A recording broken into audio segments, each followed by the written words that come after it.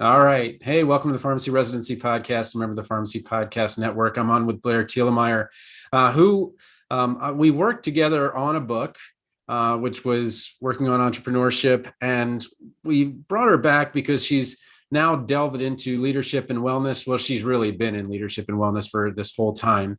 But I wanted her to briefly tell you her story, how things changed so suddenly. And I think that next year, we've got a lot of things coming up. We've got student loans, which are going to need to be repaid. We've got interest rates that may or may not go down. We've got a government that is desperate to get our unemployment numbers up. And we've got companies that are not going to meet their projections and are going to start laying off people. And the best time to connect with people, the best time to network is before you need them. And so Blair's been a fantastic networker, but also someone who is an absolute expert in the leadership and wellness space. And we're going to talk about building something meaningful for yourself. So I'll let her begin with how she built something meaningful for herself. I'll talk about how I built something meaningful for myself. And then we'll talk about how you can build something meaningful for yourselves. So Blair, welcome to the Pharmacy Residency Podcast. Thank you so much for having me. All right. Well, they may or may not have heard it before, but tell us the hospital story, and you can make it the brief one. But there you were with your child on the way. There I was, pregnant with my first baby. I had gone into pharmacy because you'll always have a job, and all of that stuff that we've been told, and yet I was pretty happy working as a clinical hospital pharmacist, and got the news that, hey, we're facing budget cuts, and they cut a nurse anesthetist down to PRN. They cut me down to PRN. There was only two full-time pharmacists, and it was me or the senior director who'd been there for 30 something years. So what do I do? 6 months pregnant, it's not a great time to be looking for another full-time job. I live in a rural area, so there was going to be a drive for wherever I was going to be working. So I started calling up my network and said, hey, it's mostly pharmacy owners. If you need, some relief work, I'm 6 months pregnant, but I would love to help you up until my due date, and then maybe some thereafter. And that's how I got through. I took a $40,000 pay cut that year, but we made it work. And afterwards, I was kind of left with the bad taste in my mouth of, man, I thought that this job, this income was so safe that, now I see risk tolerance in a little bit different way of like, man, that is kind of risky to only have one source of income. So that began my journey into entrepreneurship as an MTM consultant pharmacist, and then eventually led to me building the Pharmapreneur Academy. Okay, so tell us a little bit about Pharmapreneur Academy, but also why it is so meaningful to you, because I know Purpose Driven Life is a very famous book, and that's not exactly where we're going, but I don't even know if we can call it Purpose Driven Career, because you're making your own career. So, but what the work you are doing is certainly purpose driven. So tell us a little bit about the Academy and how it does, provide that fulfillment at the end of the day where you feel like you're doing something good for people. Yeah, I think, I've never been one that just loves clinical patient care. But when I found MTM, I thought, this is amazing. I don't have a residency. I don't have board certification.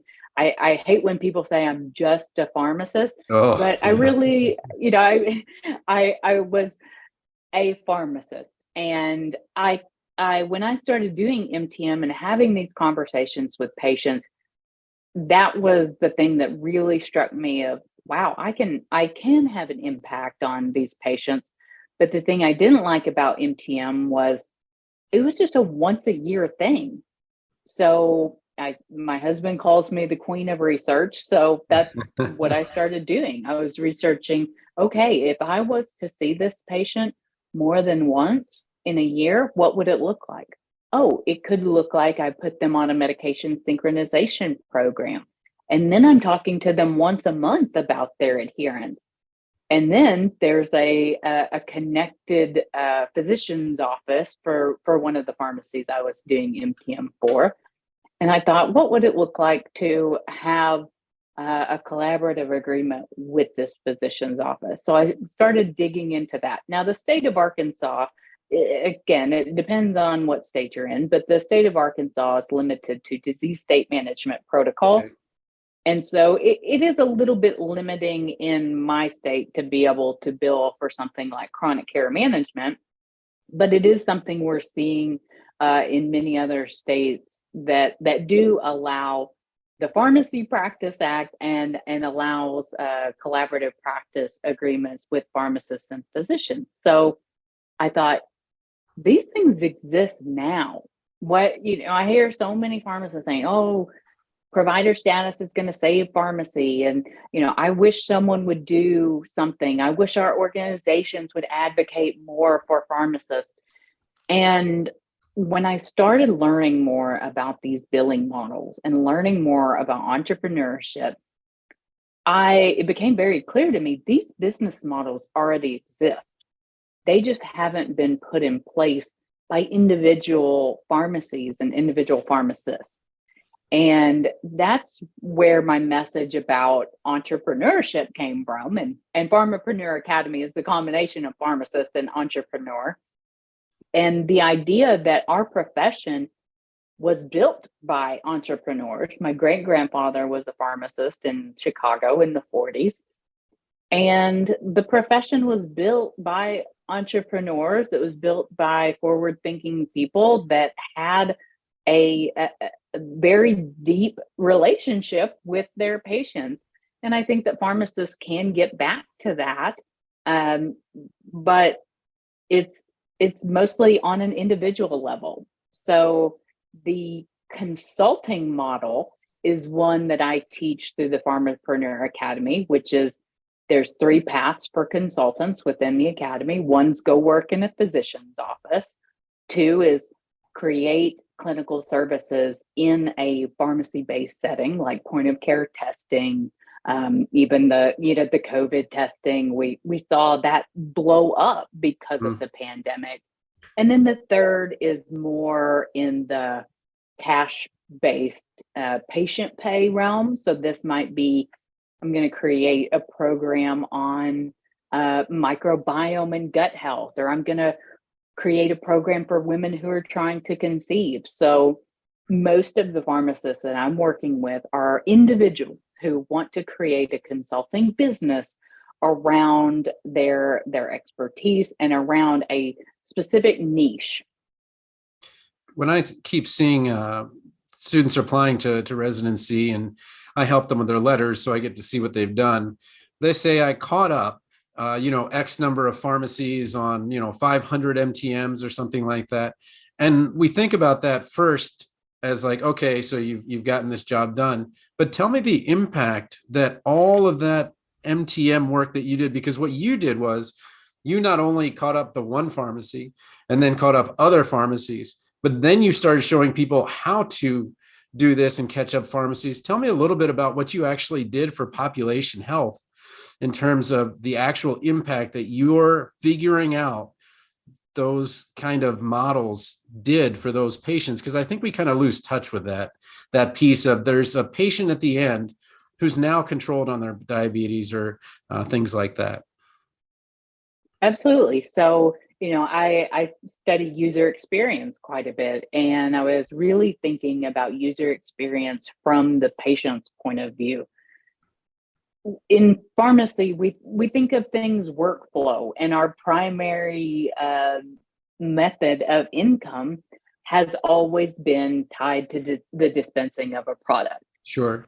And now we hear independents say, I'm losing money on dispensing. So my thing is, okay, well, let's create multiple revenue streams, some of those being based in clinical services.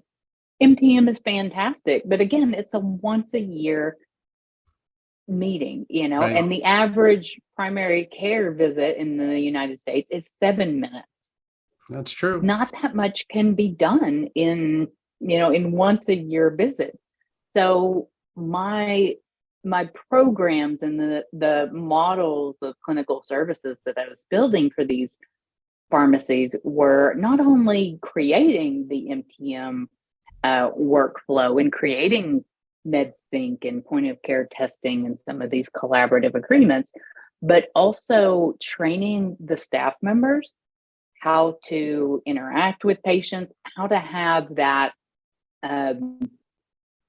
constant touch point and that experience in community health, so they don't feel like it's a once a year thing. I love when I hear pharmacy saying we want to become the health and wellness destination, and that's what I really see, especially in cash-based services.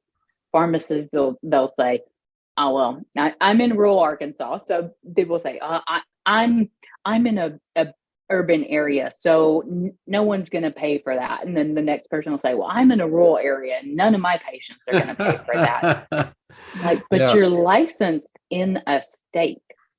Here's what people forget. You're licensed in a state. You can work with anyone within that state. If you have a program that's focused on women who are trying to conceive, for example, you can work with anyone that you're licensed with in the state and draw in people who are not your normal Medicare Part D patient on 6 or more medications, 2 or more chronic conditions. It can be a much younger demographic. And so as I'm talking about pharmacies and marketing strategies, I feel like there's an entire area yet to be tapped into, which is the health and wellness and preventative space. Yeah, I think one of our instructors, he's passed since, but we called it Fred Lab, and it was the community pharmacy practice lab at Maryland, who unfortunately went toe to toe to you with our Pharmapreneur, but I'm glad both of you got it. But he said it's not a sin to make money, and I feel like pharmacists get into this feeling that, well, I want to make them better, but I don't want to have to ask for money. When people are saying, I don't understand, I'm trying to give you this money, I'm trying to ask you to help me, and you're saying that you don't want the money so that you can have a sustainable business. And I know that kind of gets in the way a little bit. But tell me a little bit about how now we're getting into wellness. So are we talking about like nutrition? Are we talking about areas where maybe that was traditionally by a nutritionist, or are we kind of bringing everybody together? Where are the places where we fit in wellness, or that you've seen? Yeah, so lifestyle medicine. I follow the American College of Lifestyle Medicine, and you're looking at wellness from a couple of different perspectives. One of the biggest opportunities that I see for pharmacists is to have conversations with people about how much sleep are you getting? How much stress do you have in your life? How much water are you drinking every day? I mean, you don't have to be a dietitian to talk to people about nutrition, which nutrition it is a difficult subject for some people to talk about, especially when there's the cost of eating healthy is something that we have to keep in mind. I in my local area have volunteered some time to promote a plant-based diet, and also to teach things that are completely free, like meditation and yoga, to help people in their own health and wellness journey. So even just having conversations with people about what are you currently doing, for yourself, for your own health, and what opportunities are there for, say, dry January, to take a little break from alcohol, or attempt 1 day a week of eating a plant-based diet, or tracking your sleep, tracking your stress. And those are real conversations that are so easy to have over the phone and the counseling window. And they can also lead into your other programs. So Right. it's not like, let's have a conversation about that, and then I'm saying, well, good luck to you, see you later. Yeah. But let's have a conversation about that.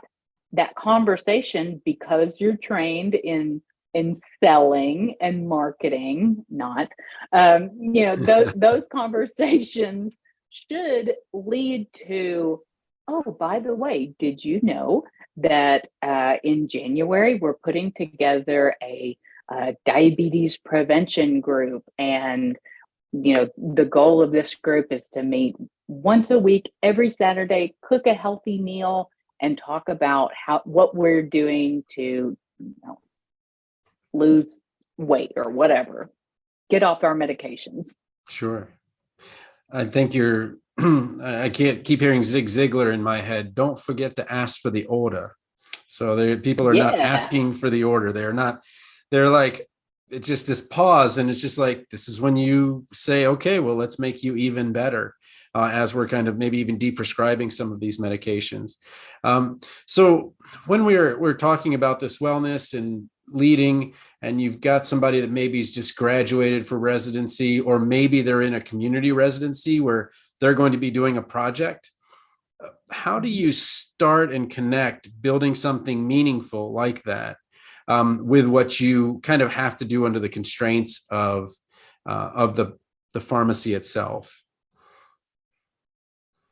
I think understanding what opportunities there are in your state, that was something for me that I had no idea what protocols were available, what Okay. pharmacists could Yeah. actually do. So I'm in the state of Arkansas. We just passed legislation that allows pharmacists to prescribe birth control.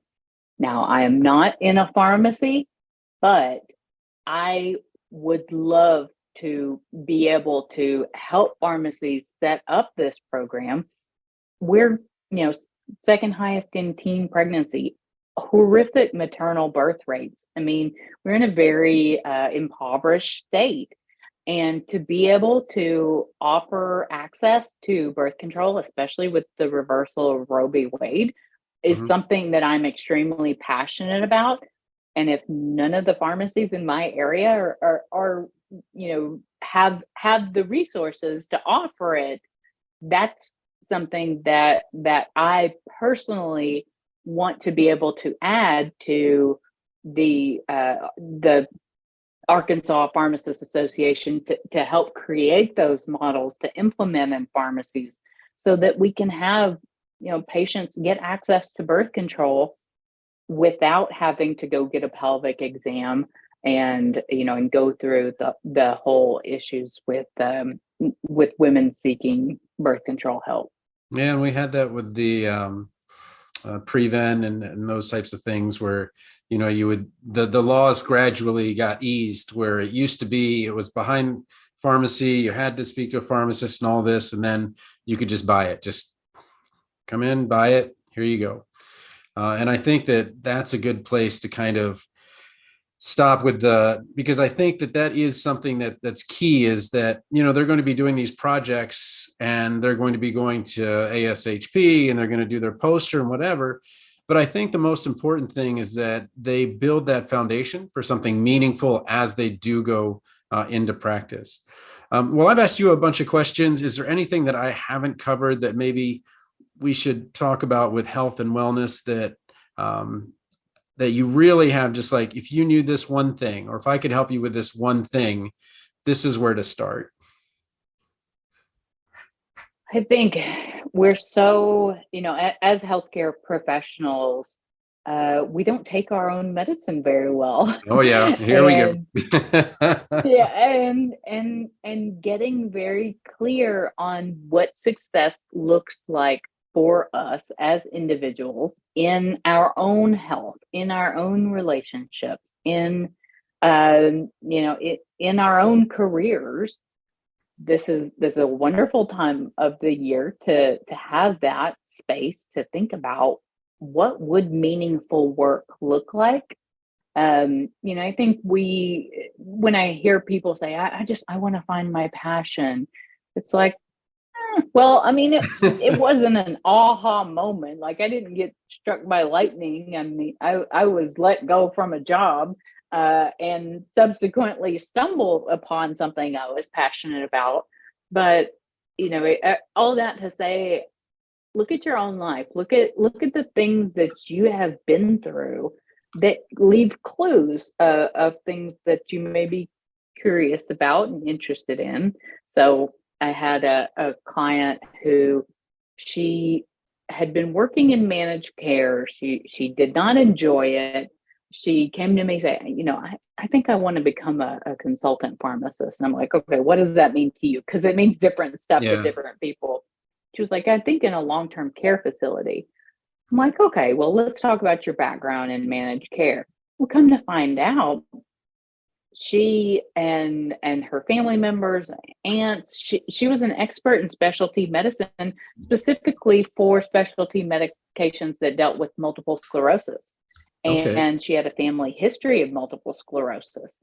And so I told her, I was like, you have this knowledge and you have this experience that you can really speak to what the patients and their families are dealing with. Would this be something that you could be interested in, in consulting on? And she was so thankful. She said, was so relieved that I only thought that I had three options: retail, hospital, and long-term care. And that's really kind of my message to pharmacists is, if you feel like you don't belong in the box, don't be afraid to take a step outside the box and see what some other things that you could possibly do are. Yeah, I love it. I love it. Well, I don't want to keep your time, but I do appreciate you coming on, and maybe what I'll do is I'll just add a second episode to this to talk about how I built something meaningful. I don't want to take away from this because it was just, circumstance gave you a tough blow, and you just made so much out of it. And we were just talking beforehand, but I feel like we're just so fortunate that our jobs are flexible, but we've very much created those jobs. And we are very happy with the way things are going with the family and all of that stuff. And that you don't need to stay in something that you don't like. But that being said, I've gotten up, and I do still get up early at 5 a.m. And you were doing shift work for a very long time before everything, before you were an overnight success, right? After a couple of years. Yeah. Right. So, keep the fires burning while you're doing it. But I think that's wonderful to build something meaningful and then to bring it back to pharmacy and allow us as pharmacists to really make our mark. So Blair Thielemier, thanks so much for being on the Pharmacy Residency podcast. If someone were to want to get a hold of you, the best place, because I know that you don't want people having to spell your name in a URL. Is it still BT? No, Pharmapreneur Academy. Okay, pharmapreneuracademy.com. And we'll put that in the show notes. Thanks so much for being on. Thanks for having me. Okay.